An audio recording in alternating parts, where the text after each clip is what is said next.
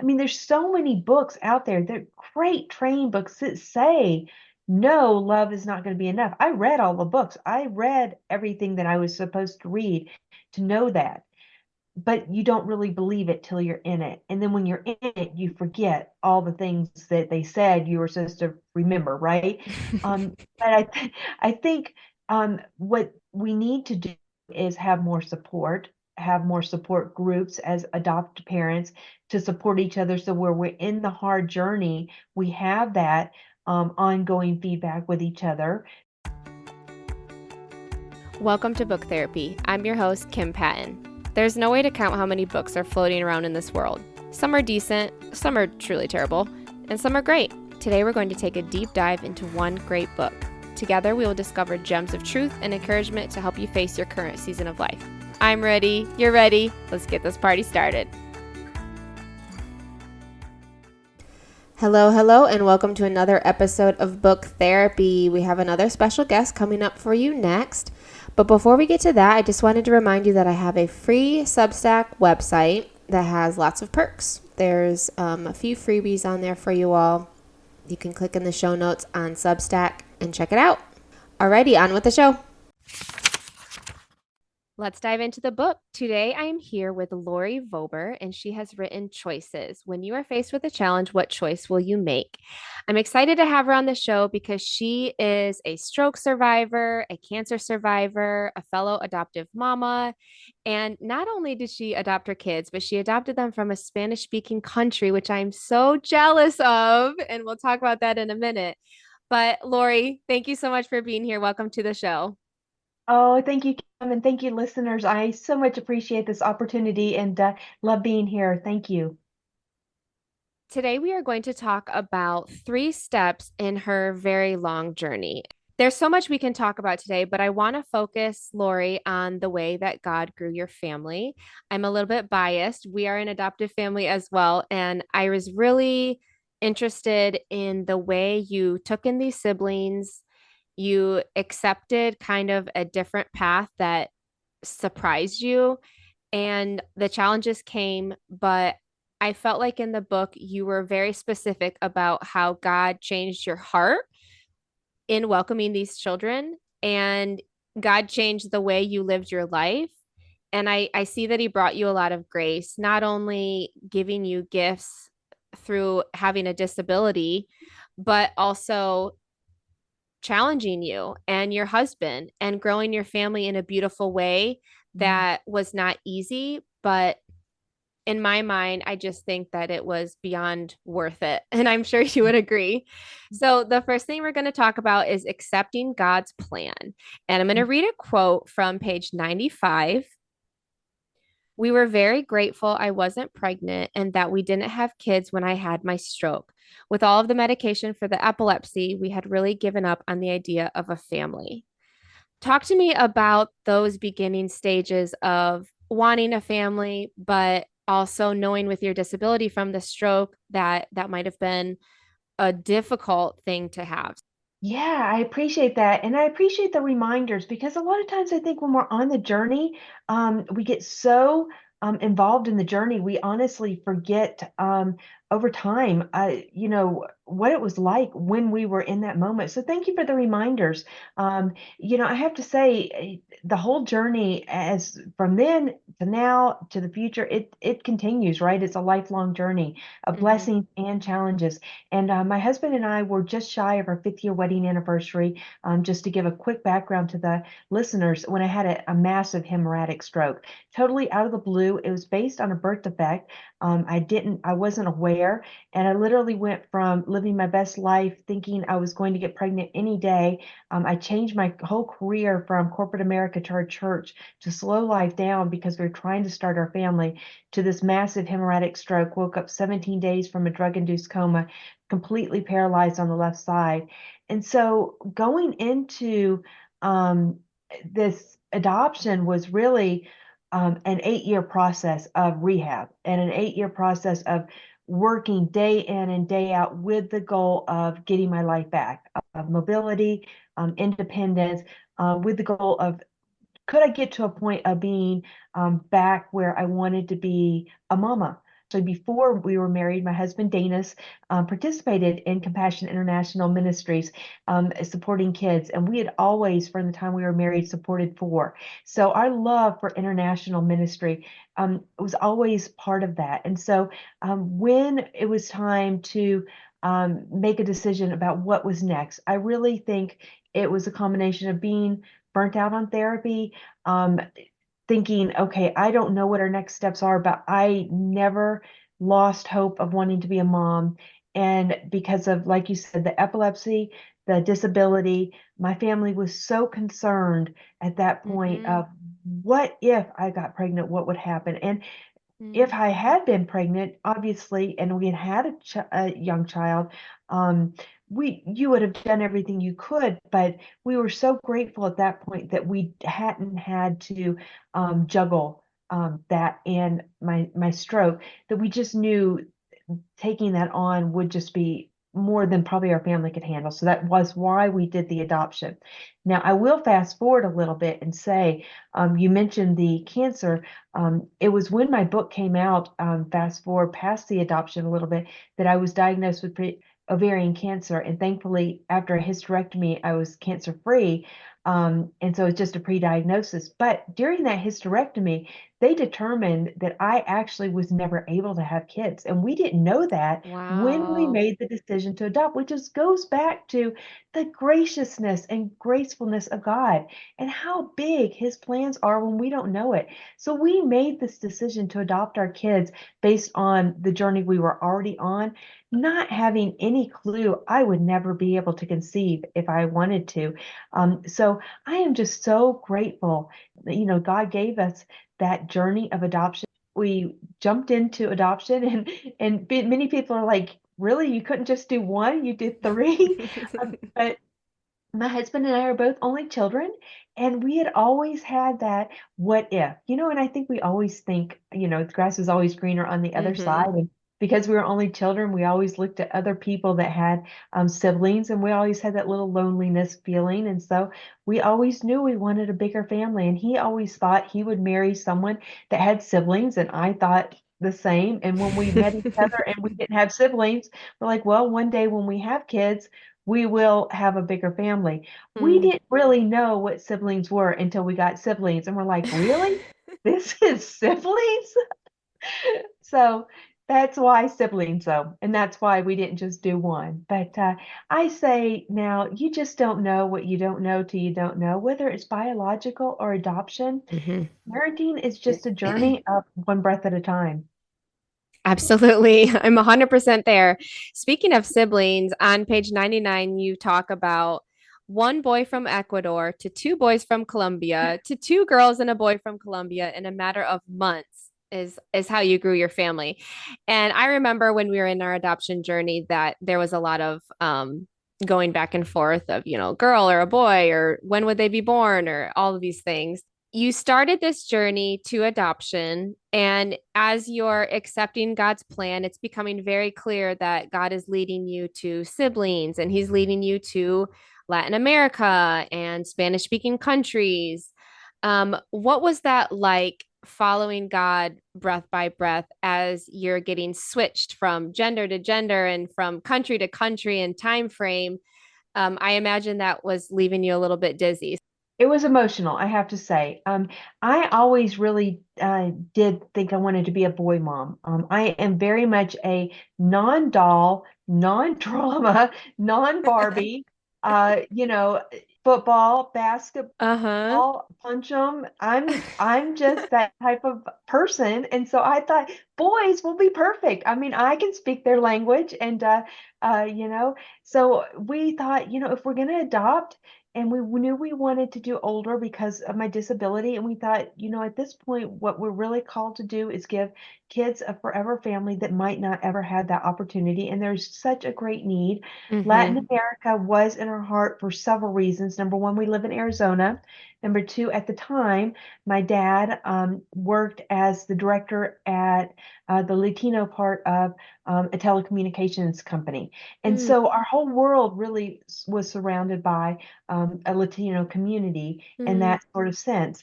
And so we just felt like that was what God was drawing us near. So we really then highlighted Ecuador, Peru, and Colombia as our three countries.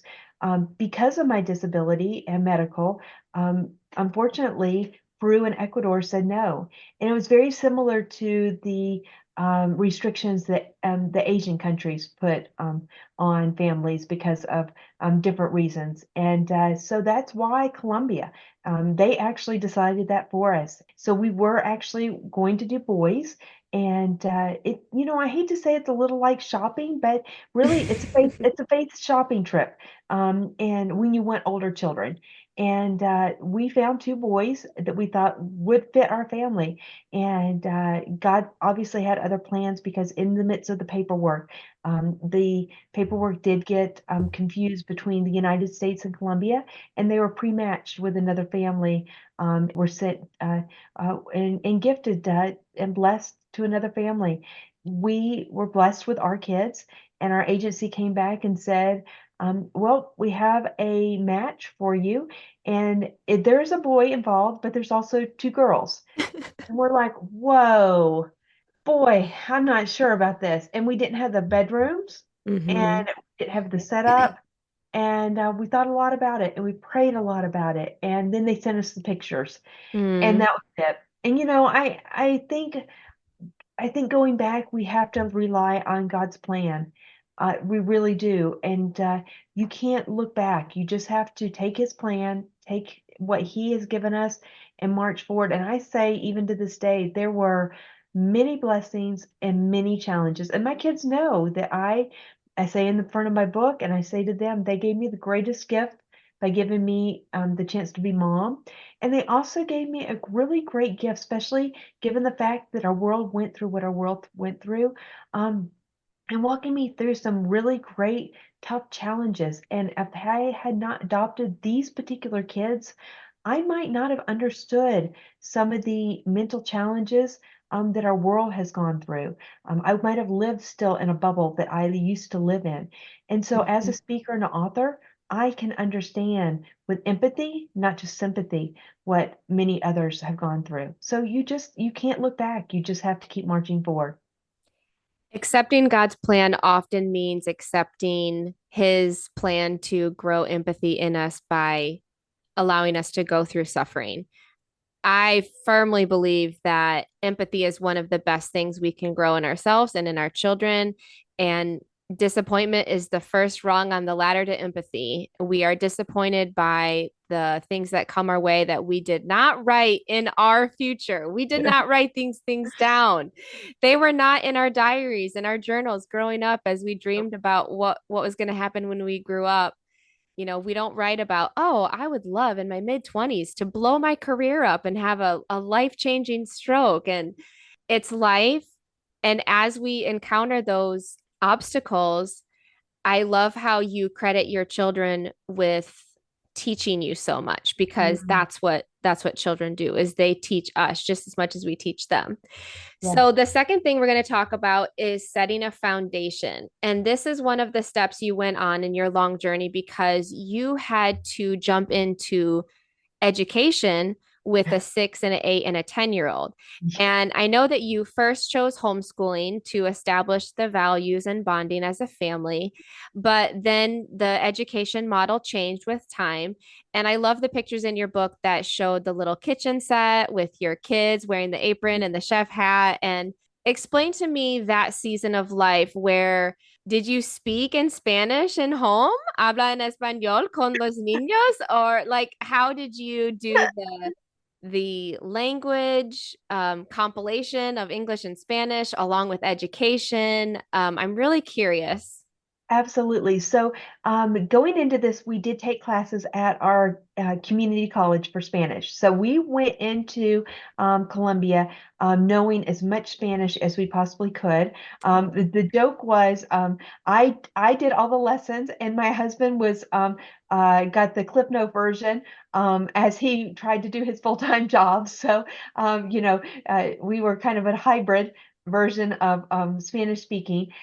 When we chose Colombia, the idea was to be gone 4 to 6 weeks in country. And one of the advantages of adopting from Colombia that we loved is you receive your children day one and they stay with you.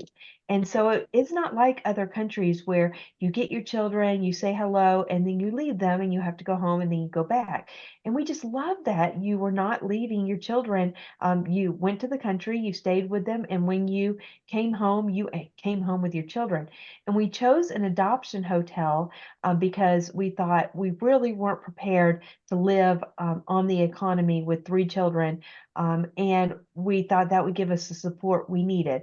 What we didn't know and weren't prepared for was the long extended stay that we ended up being because of the judge we got. So you're there, you get your kids, you go through a 10-day period of making the decision whether you're actually going to go through the adoption. You go in front of a defenders of minors and you say, yes, you definitely want to adopt, and then you go into a court system. We were actually there for 16 weeks in a 1 bedroom in an adoption hotel. At one point, there were 13 kids all running around speaking Spanish with a bunch of Mm-hmm. people from all sorts of countries.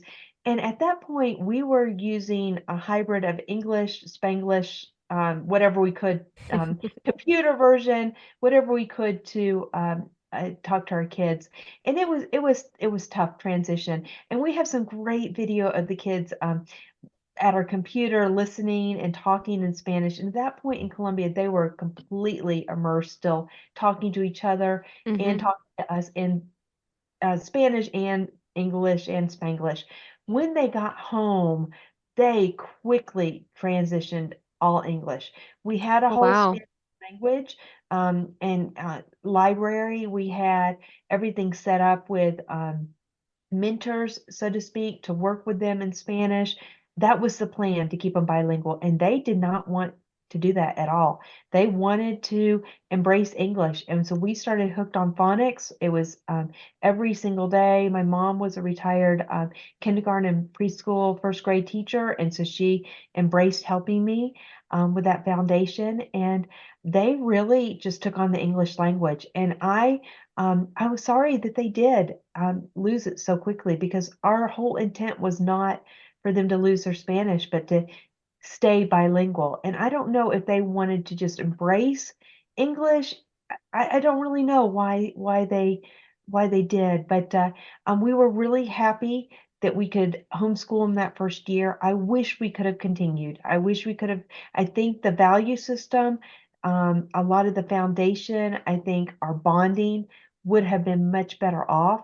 I think looking back, we would have done better attachment wise had we been able to slow school down and just bonded more as a family from the very beginning. You make your best decisions at the time of what you Mm-hmm. do. And it got to a point we did send them to school because we just couldn't be parents and teachers and rule makers all in the same situation. And I think each family is very different. Our kids really came from an environment that there weren't any expectations, and they had come from so much transition.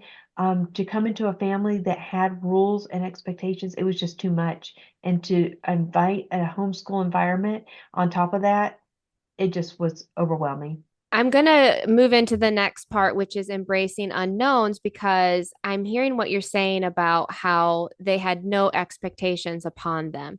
And when Mhm. you're working with kids from trauma, that is a common theme. It's not that they are behaving badly because, that's all they know, or that's they're bad kids. It's that nobody has ever expected them to follow a certain expectation.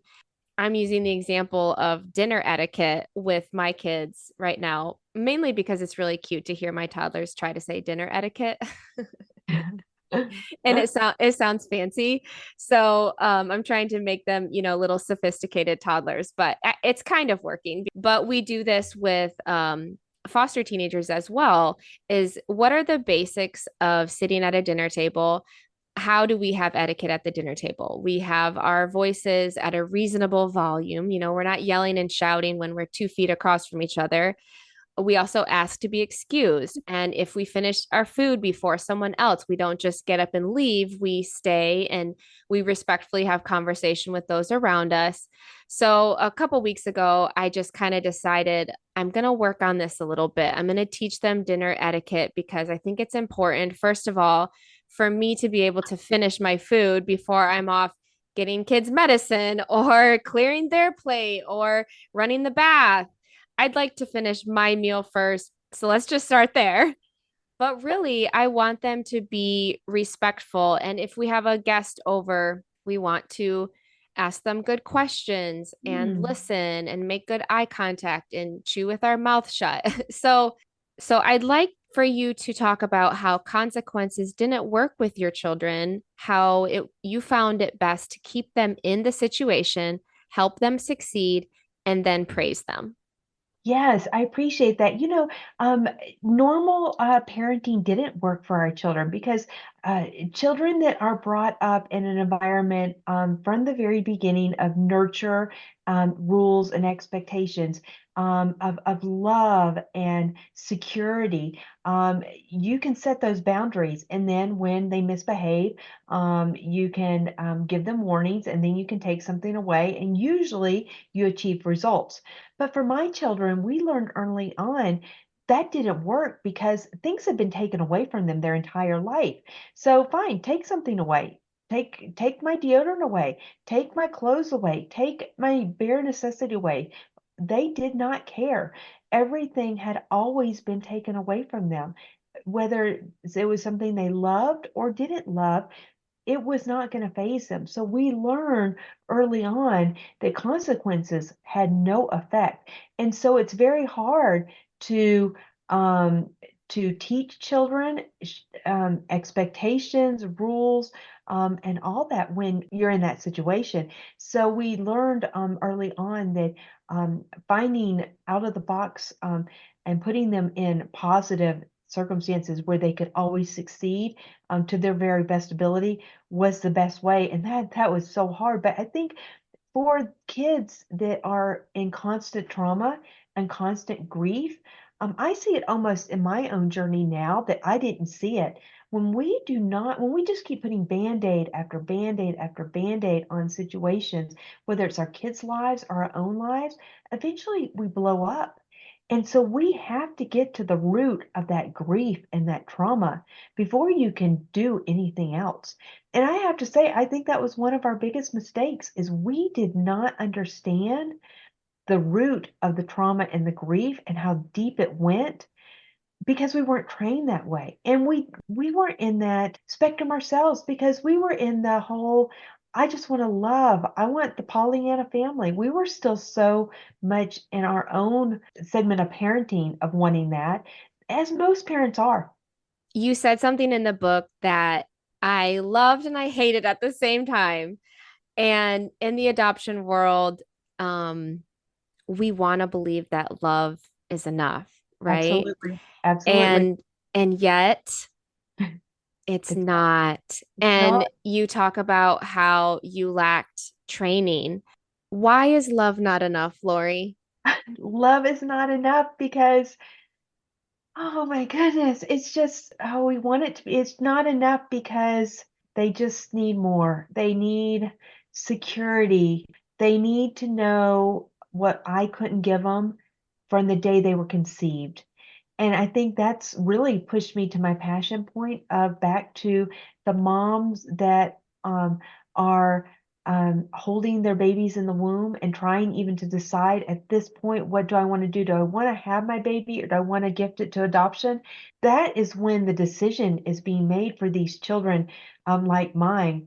It's the love and the that they didn't get from that day of conception that I couldn't fix, that they were missing. So our love as adoptive parents, when we get them at whether it's 6 months, 12 months, 3 years, 6 year, 8 year, 10 year, it's too late.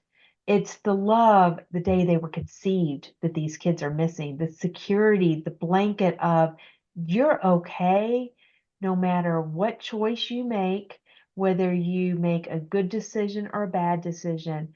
that's the security that they were missing from the very beginning. And I could never fix that. And I'm still trying, even as adults, they're adults now in their 20s, and we're still trying. And all I can say now to them is, I love you, support you, and I'm here for you. But they still flounder because they didn't get what they needed way back when. Absolutely. And that's one of the hardest parts about working with kids from trauma is that, you know what? The hole is too deep. And Yep. that's not saying that they are beyond capable, Oh, like they're no, like not it's at all. it's Nope. not a worthless endeavor to be there Absolutely. for them. It's almost like if our only mission is just to be a stable, positive influence in their life for as long as they choose to have us in their life, I'm okay with that because they don't have to like me, they don't have to love me, they don't have to hug me, but I know you need someone who's going to show you the love of God, and the love of God is unconditional, and you don't know how to receive unconditional love. Yep. You're almost incapable of receiving unconditional love because these kids were rejected so many times Yep. for Absolutely. no fault of their own. No. So I pray for these adoptive families who are going into learning about the brokenness. I pray that they don't lose hope, that they don't see it as, this hole is too deep and this child may not ever receive my love. But you know what? That's what God does. Like, God loves us, knowing okay, maybe my children are not going to receive my love, but He loves us anyway. So Right. I believe that whenever we can offer unconditional love to children, that's always going to be the right choice. I believe you're correct. And I think us as parents, adopted parents going into it, I mean, there's so many books out there. They're great training books that say, no, love is not going to be enough. I read all the books. I read everything that I was supposed to read to know that. But you don't really believe it till you're in it. And then when you're in it, you forget all the things that they said you were supposed to remember, right? But I think what we need to do is have more support groups as adopt parents to support each other. So where we're in the hard journey, we have that ongoing feedback with each other that we can talk it out and remind each other. I also think it's important as adoptive parents that we are really strong in our own faith and in our own security, that we are not going into this expecting our kids to love us and expecting them to feel that broken part of our hearts that we desire, because they are not going to. No kid is going to feel that heart's desire of love. Only God can do that. If anybody goes into parenthood, biological or adoption, expecting their children to fill that hole of love, identity, or anything that's missing, they're mistaken, because their child is not going to fill that. There's only one person that's going to fill that, and that's our Creator. I'm so thankful that you are bold enough to say these things, Lori, because I have not had these types of conversations with people very often. It just is too hard. So, thank you for bringing something to light that is a pain point, but also the more you speak about it, the more we all speak about it, the better training is going to get, and the more prepared people are going to feel, and also the more supported adoptive parents will feel. Okay, Lori, to celebrate adoption, I want you to share one or two fun memories that you have done with your kiddos. Oh, wow. Well, we always took them on vacation because they had never gone on a vacation before. So I have to say, one of our fun memories was going to the beach. We have a timeshare in Carlsbad, California. So we always went on spring break to Carlsbad, California, and they always thrived on routine. So we always went to the same place, did the same thing, went to the same restaurant, same routine, and they loved it. And they always got to bring a friend, and it was a timeshare, so it was a big condo. And that way, they always had a friend with them. So we always had 6 kids with us, and it was just a wonderful a memory. Some years were better than other years, but even to this day, my husband and I, when we go to the same restaurant, and I'm like, we don't have the kids with us, we don't have to do this, and my husband and I are like, but it's tradition. We still go to the same restaurant, and so that's just a special memory. And Christmas has always been a very special time in our family, and so not having the kids at home makes it different, but I will always have the special memories of when they were small, and we had the first Christmases. They never got to experience that. And so the very first Christmases where they got to experience an American Christmas, and us showering them with gifts and them realizing that they didn't have to be good enough to receive the gifts. They were just out of love, will always be held in my heart. Oh, that's magical. Thank you so much for coming on my show to talk about all things adoption. And from one adoptive mama to another, you are doing a great job. Thank you so much. Oh, thank you so much for having me. I appreciate it very much. Thank you for listening to another episode of Book Therapy. Today we talked with Lori Vober about her book Choices. She has a website, lorivober.com, and she also has several book compilations. I read Radical Abundance, which is one of the compilations she is a part of with other women. It was really, really good and really encouraging, and I know that she has many other compilations that she's been a part of. Thank you so much for listening. See you next time.